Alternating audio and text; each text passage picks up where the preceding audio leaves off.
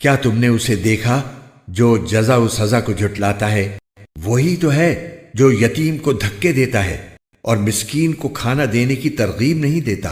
फिर बड़ी खराबी है उन नमाज पढ़ने वालों की जो अपनी नमाज से गफलत बरतते हैं, जो दिखावा करते हैं और दूसरों को मामूली चीज देने से भी इनकार करते हैं। मोहम्मद तकी उस्मानी, सूरा अल-माऊन, आयत नंबर 2।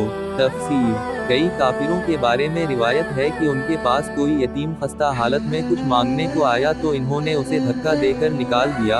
ये अमल हर एक के लिए इंतहाई संदिली और बड़ा गुनाह है, लेकिन काफिरों का जिक्र फरमाकर इशारा ये किया गया है कि ये काम असल में काफिरों ही का है, किसी मुसलमान से इसकी तवक्को नहीं की जा सकती। आयत नंबर 3। तफसीर। यानी खुद तो किसी गरीब की मदद किया करता, दूसरों को भी तरगीब नहीं देता। आयत नंबर 5। तफसीर। नमाज से गफलत बरतने में ये भी दाखिल है कि नमाज पढ़े ही नहीं और ये भी कि इसको सही तरीक़ा से ना पढ़े। आयत नंबर 6। तफसीर। यानी अगर पढ़ते भी हैं तो अल्लाह की रज़ा के बजाय लोगों को दिखावा करने के लिए पढ़ते हैं। असल में ये काम मुनाफिकों का था। अगरचे मक्का मुकर्रमा में जहाँ ये सूरत नाज़िल हुई मुनाफिक मौजूद ना हूँ, लेकिन चूँकि कुरान करीम आम इहकाम बयान फरमाता है और आइंदा ऐसे मुनाफिक पैदा होने वाले थे, इसलिए इन गुनाहों का जिक्र फरमाया गया है।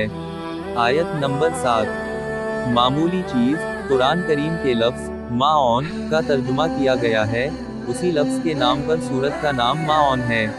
असल में माओन उन बरतने की मामूली चीज़ों को कहते हैं जो आम तौर से पड़ोसी एक दूसरे से मांग लिया करते हैं, जैसे बर्तन वगैरह।